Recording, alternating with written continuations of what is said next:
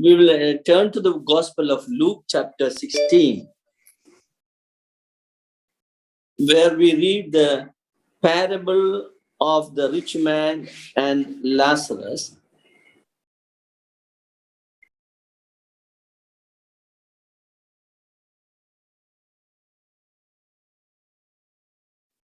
We will read few verses from there.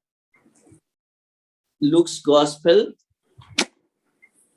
chapter 16, verse 19 to 22, we will read. Anyone of can help me in reading? Luke's Gospel, chapter 16, verse 19 to 22.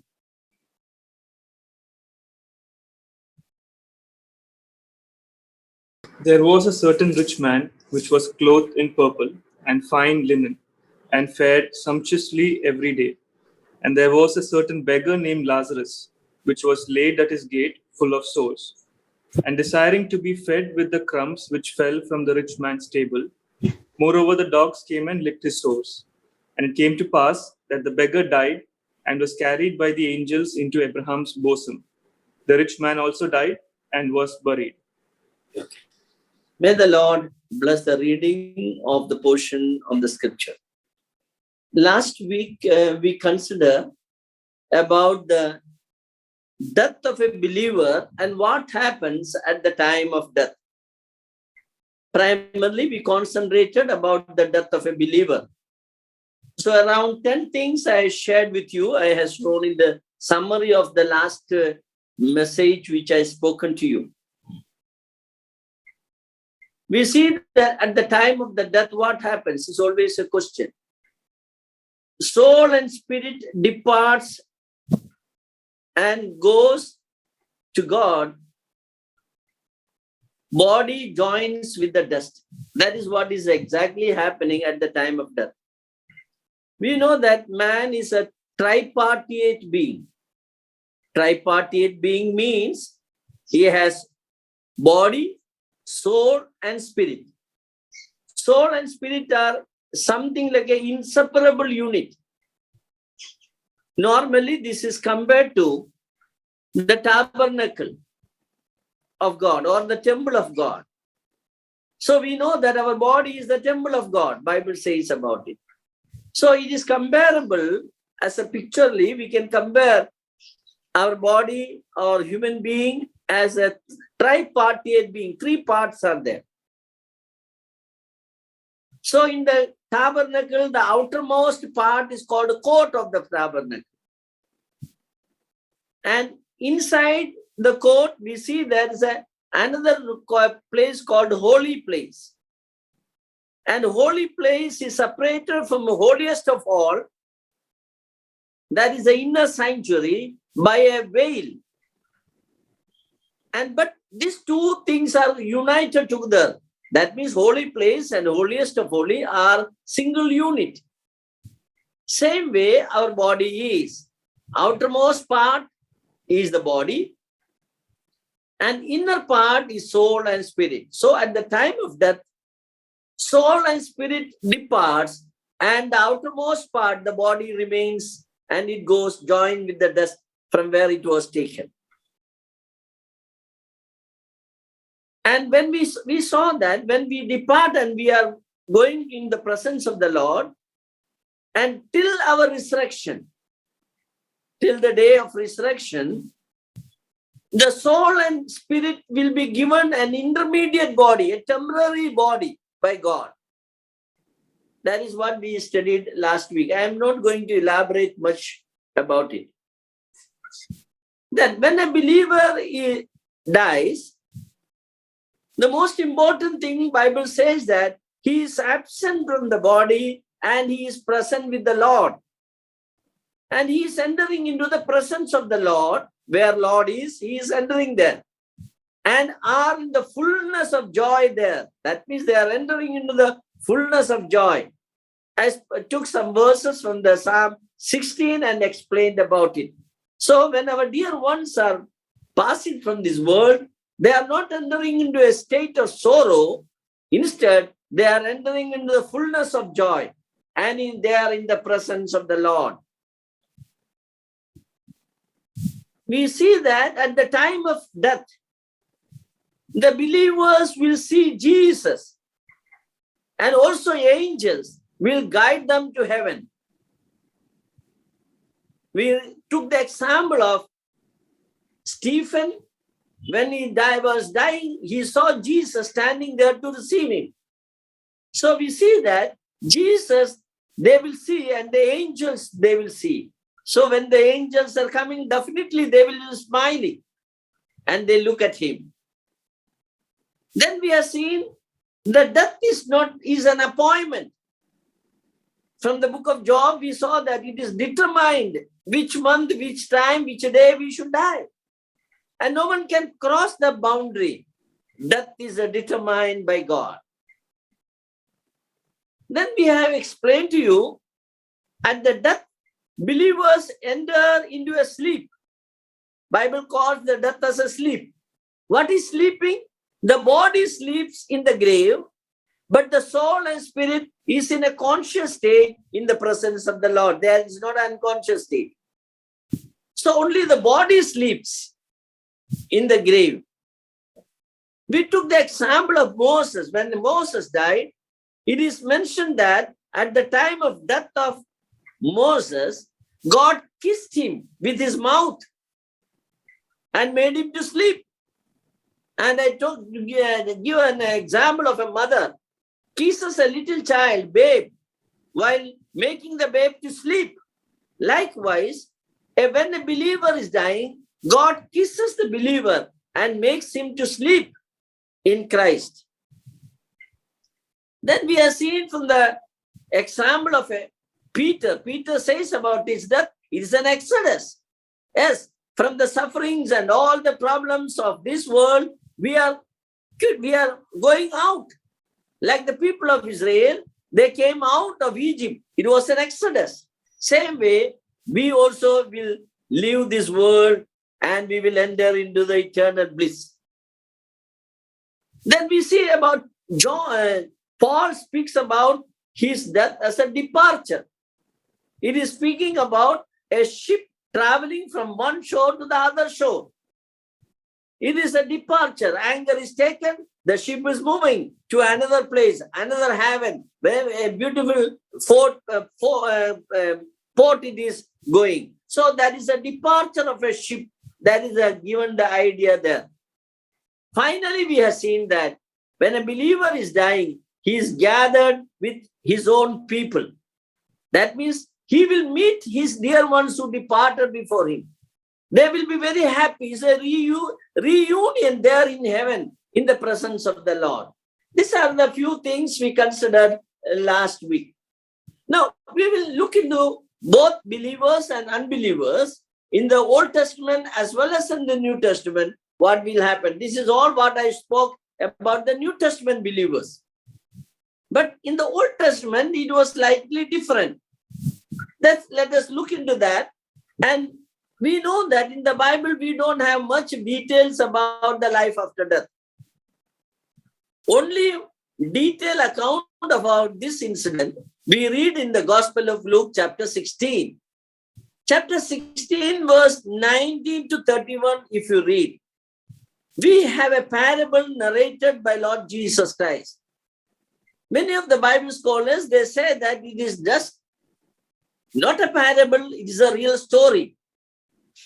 Because, why they say like that? Normally in parable, there's no reference about a name. But in this parable, we read that there's a name is mentioned. And Jesus is not saying that it's a parable also. So even though we assume it is a parable, probably this is a real incident which happened during the time of the Lord Jesus Christ. So here we see a certain rich man is mentioned. And rich man who was clothed in purple and fine linen and fared sumptuously every day. A man who was living in luxury, we see here. And this is what we read about this man. There was a certain rich man. So there we see in verse 20, there was a certain beggar named Lazarus, who was laid at his gate full of sores. A sick man, a Lazarus, we see here. So he is staying or lying down near this rich man's house. At the gate of the rich man's house, this Lazarus was lying down, clothed in purple and fine linen. He is the rich man, whereas the Lazarus is in a very sad state. And he was actually full of sores. He was sick. He is suffering from some skin disease. And we see that this poor man is desiring to feed himself with the crumbs which fell from the rich man's table. Moreover, the dogs came and licked his sores. That is what is a sad story. See, the rich man was living in feasted sumptuously every day. Every day there's a feast in the house of the rich man. Somebody has imagined like this. Probably early morning or in the breakfast time or a lunch time, this rich man will take his very rich food, maybe butter or maybe the bread or butter and all, he will apply it on that and he will just taste it and he will throw through the window and it falls before this rich poor man, Lazarus. And he used to feed upon that food that was falling from the rich man's table. So we see that the poor man, Lazarus, he was there and he was at the gate of this rich man. And the sad story is that the dogs used to come and lick his sores. Nobody is there to take care of him. Nobody is there to give a proper treatment for this man. So the dogs used to come and lick his sores, we see. Then we read in verse 22. And it came to pass that the beggar died. The beggar died and was carried by the angels into Abraham's bosom. So this is a very clear reference. We see that what will happen after the death. That means when he was a believer, Lazarus was a believer. God is my helper. That is the meaning of Lazarus. So God helped him. And here at the time of the death, we see that he was taken in the presence of God and he's going to a place called Abraham's bosom. We will consider that into detail. Whereas we read that the poor man died, he is now resting in peace. Rest in peace. And we know that the angels carried him to paradise. Look at that. At the time of his death, the angels came. And that's why I told you last time, the dying person, believers, they see the angels. And they may be smiling at the angels at this time. And angels came and took this rich man into the presence of the Lord, or in the paradise. We can say that Abraham's bosom. We read about the rich man. We see that the rich man also died. So the death is a reality, whether you are a believer or an unbeliever. Even if you believe in the Lord Jesus Christ, physical death is possible because we are not redeemed in the physical state. Redemption of the physical body is yet to come. So we may die. But our death is not an eternal death. It is in the presence of the Lord, or in the paradise it goes. Here we see the rich man went into paradise. So poor man went into paradise. But the rich man is mentioned here. We see that rich man also was buried. So he was also buried. That shows specifically mentioned that rich man also died and buried. Whereas nothing is mentioned about the burial of the poor man. That shows that probably nobody was there to bury the Lazarus. Probably there was none to take care of him. Probably his body was eaten by the dogs. We read in the Old Testament, there was a lady who died. She was a queen. And we read about that her body was eaten by the street dogs. Probably this man also might not have got a burial. We don't know much about it. But we read that when he died, nobody was there to bury. And nothing is mentioned about his burial.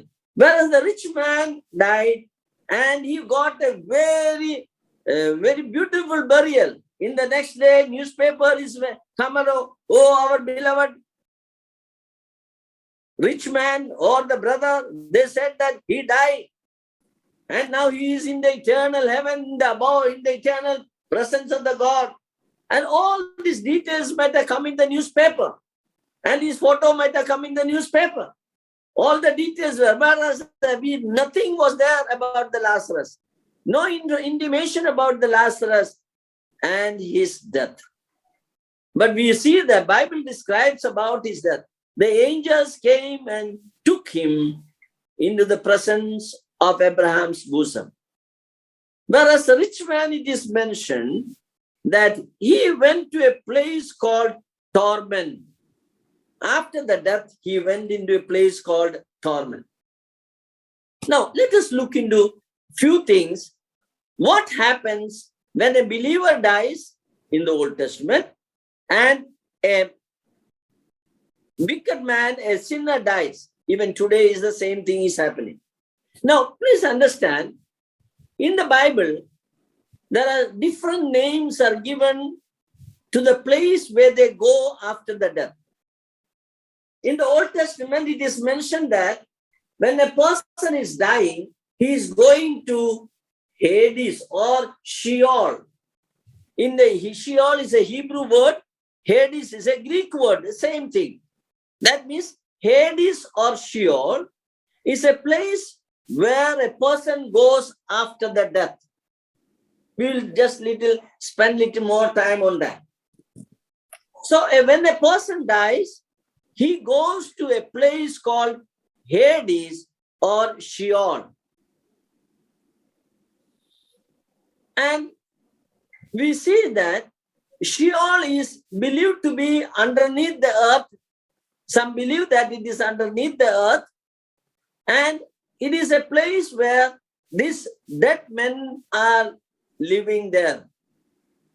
And it looks like that it has 2 or 3 compartments are there. And the upper compartment of this Hades or Sheol, it is a temporary place where these dead people are living. And this upper part is called as a Sheol. And there we see that the believing Old Testament saints were there. Like Adam, Abraham, David, and all were there in this upper part. And that upper part is called paradise or Abraham's bosom. We read about Lord Jesus Christ. When he died at that time, we know the thief also died. And he said to the thief that today thou shalt be with me in paradise.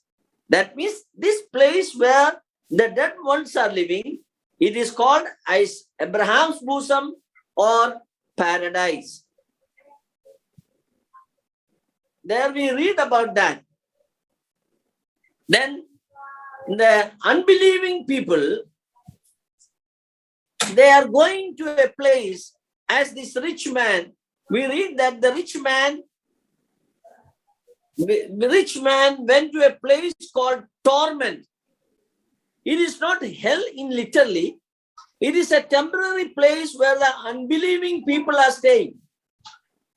So unbelievers are going to a place called torment. It is similar to the hell, but not exactly hell.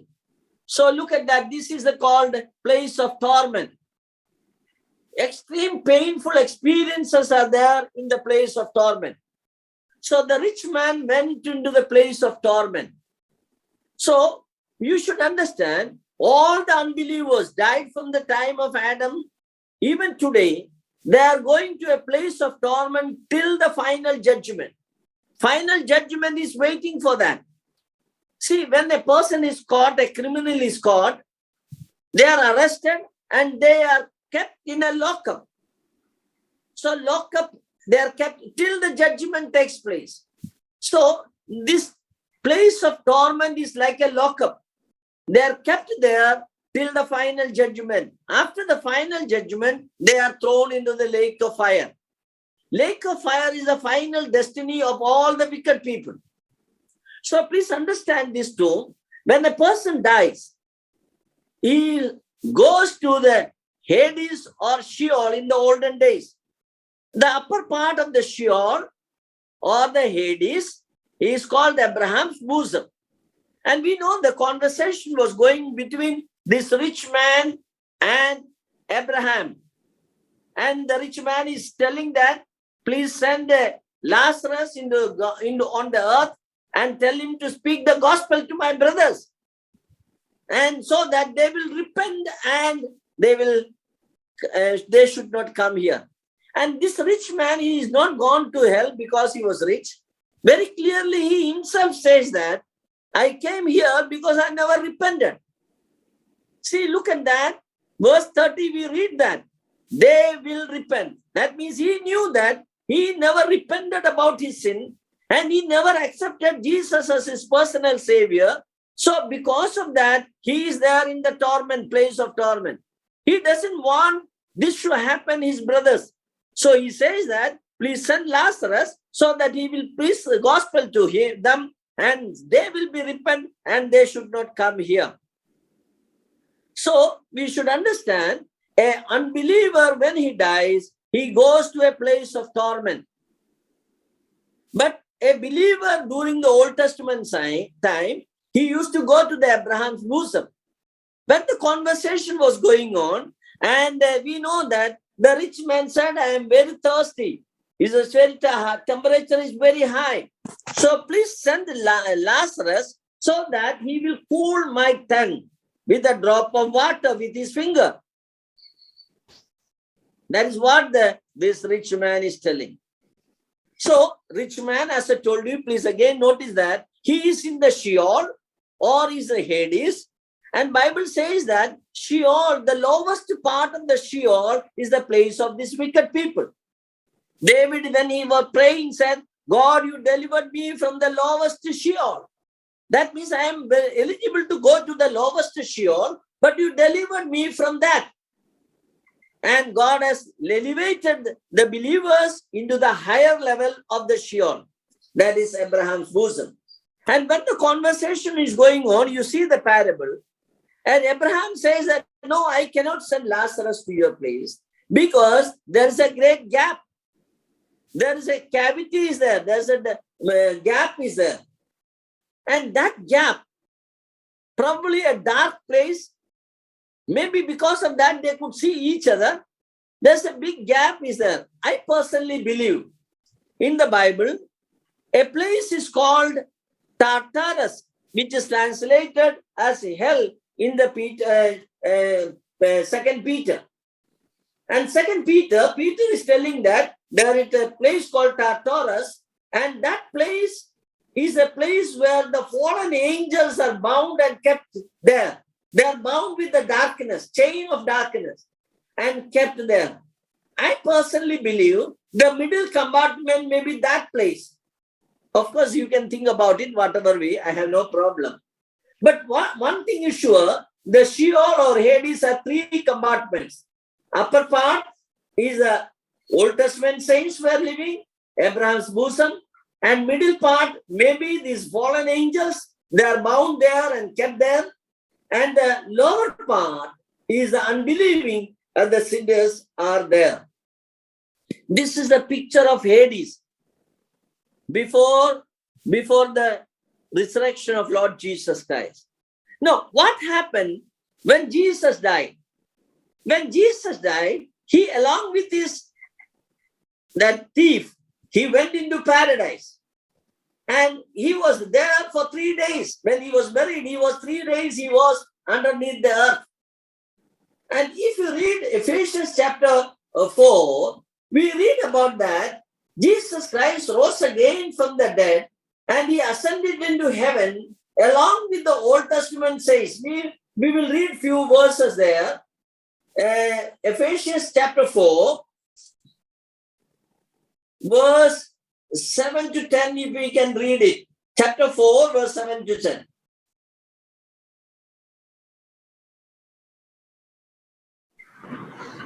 But Please unto read. every one of Yeah. Please read that. Chapter 4, verse 7 to 10. But unto every one of us is given grace according to the measure of the gift of Christ. Wherefore he saith, when he ascended up on high, he led captivity captive, and gave gifts unto men. Now that he ascended, what is it but that he also descended first into the lower parts of the earth? He that descended is the same also that ascended up far above all heavens, that he might fill all things. Yeah, look at that. Here we see that descending and ascending of Jesus Christ. We see that when he ascended up on high, verse 8, he led captivity captive and gave gifts unto men. See, when he ascended up, he led captivity captive. Now, look at the verse 9 says that now that he ascended, what does it mean by that? He also descended first into the lower parts of the earth. That means he went into the lower part, that is in the Hades.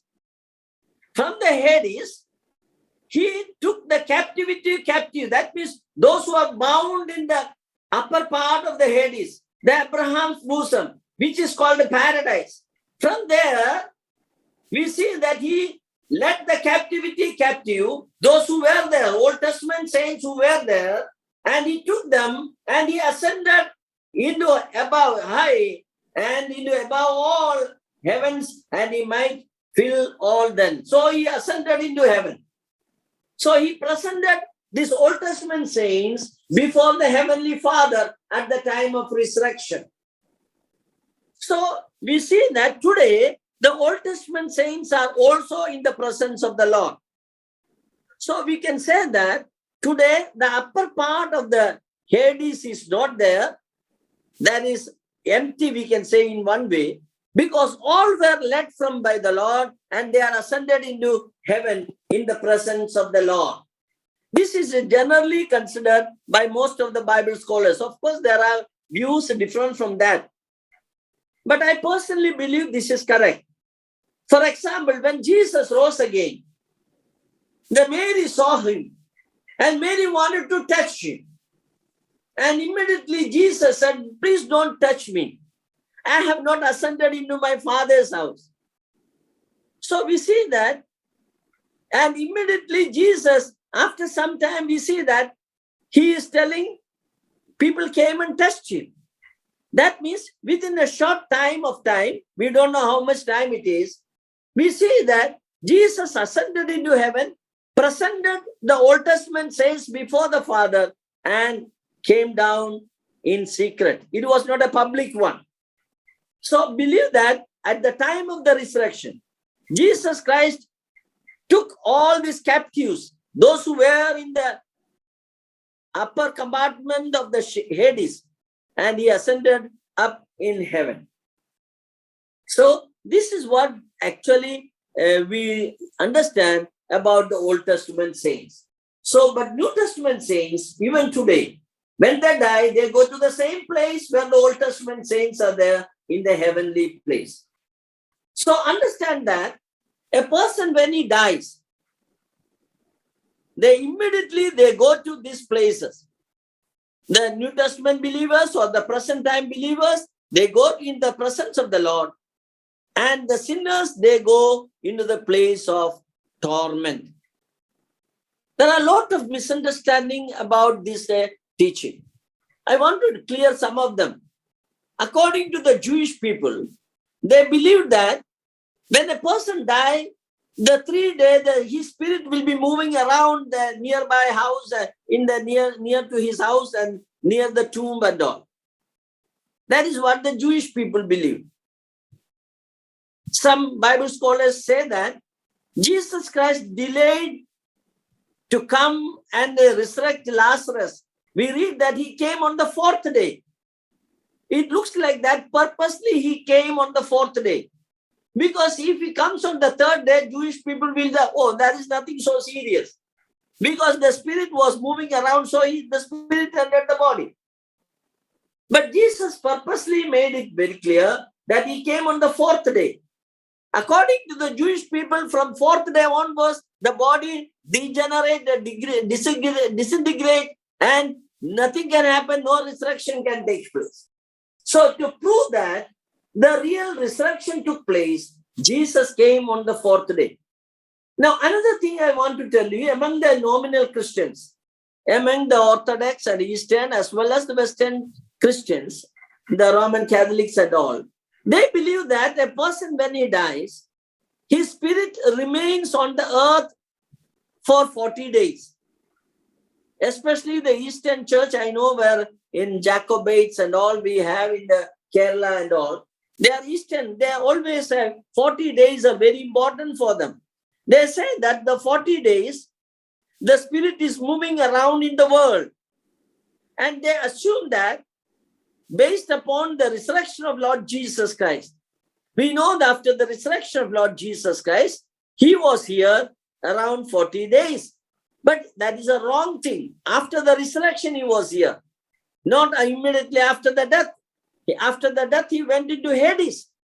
So we should understand, a person when he dies, immediately he goes either in the presence of the Lord, in the heavenly place as a believer, or unbeliever goes into this place called torment. It is a place where this is kept. Now, see, we have seen that in the Bible as a hell which is translated, it is translated into three, four words, Hebrew and Greek words. As I told you in the beginning, Sheol or Hades, they are same place. And Tartarus or Abyss, which is translated, it is the place where the wicked spirit, fallen angels are kept. Then another word which is translated, Gehenna. Gehenna is around, I think, 11 times it is used in the New Testament. And all the 11 times, around 10 times, Jesus himself is speaking. Jesus Christ was the one who spoke about Gehenna. Gehenna is the eternal hellfire. That is the final destiny of all the wicked ones. So you please understand, one day there will be a judgment, and in the judgment, they will be thrown into the lake of fire or Gehenna. Now look at this particular man. He's a rich man. He lifted up his eyes and saw that Abraham is seated. And when he saw Abraham and Lazarus there, he is asking, oh, Lazarus, please send Lazarus to me so that he will bring a drop of water in his finger and cool my tongue. Really what he means? If you examine very carefully that parable, we can understand that it is not just for water he was asking. Basically, his wicked nature, wicked heart has not changed. Even in the hellfire, let me tell you, the sinful heart will remain sinful. Lord Jesus Christ said that in the hell, there is gnashing of teeth. In this place of torment, there is gnashing of teeth. There is no change in the mental attitude of a sinner in hell. This man, rich man, was so jealous. Filled with the jealous, he could not tolerate Lazarus is sitting in the Abraham's bosom. So he wanted to move Lazarus from there. He doesn't want to see Lazarus sitting there. That may be the reason why he said, you please send Lazarus with a drop of water to my tongue. He knows very well a drop of water can never reach that place. It will evaporate. Then why he asked? Because he doesn't want to see Lazarus there. So we see that very clearly that his mind was wicked. And secondly, he failed in the first attempt. He suggested to Abraham, please send him. And Abraham said, it is not possible to send like that. Because there's a gap between you and us. So Lazarus cannot come to your place. Then he turned his request in another way. He said, send him into the earth. And so that he will share gospel to my brothers and they will repent and they will not come here. Looks like genuine. But Abraham said, there's no need of going Lazarus to there. Because there are so many preachers are there. Gospel preachers are there. There are Moses and prophets are there. They are already sharing the gospel. Let your brothers believe in that. And even if a dead man goes there and preach, they will not believe. I always imagine what this rich man is thinking. The rich man doesn't want Lazarus to sitting there. That's the only reason why he said all this. All his request is based upon his wicked nature, wicked heart. Can you imagine? Imagine that Abraham is permitting Lazarus to go there in the down and preach the gospel. Imagine, this never happens. Suppose this Lazarus goes to the rich man's place and he gives a bell there. Oh, all of a sudden, his brothers will come and open the door. And when these brothers will open the door, immediately they see Lazarus. Oh, they were excited. Oh, Lazarus, you are here. Oh, you are coming. Then Lazarus, they will give him the best place and they will ask him so many questions. From where you are coming from? Lazarus will say, I am coming from Abraham's bosom. I am coming from paradise. Oh, hey, recently our brother also passed away. He was promoted to glory. He is in the heavenly place. Have you seen my brother, our brother? He will say that, yes, I came to tell about your brother only. Oh, they are excited to listen. What is happening to their brother? And imagine that Lazarus is going to narrate what is happening to his brother. Your brother is not in paradise. Your brother is in a place of torment. He is pleading for a drop of water. He is so thirsty. There in the fiery furnace. Imagine that. What will happen to Lazarus? Let me tell you, before he is completing the story, Lazarus will see his second death. His brothers will kill him. You are in heaven and our brother is in torment. What you are talking about? They cannot tolerate him. So this rich man knows it very well that what will happen to Lazarus if he goes there. So we see that what the request of the rich man is basically because the wicked nature of man. Now all the wicked ones, all the sinners, they are there in the hellfire.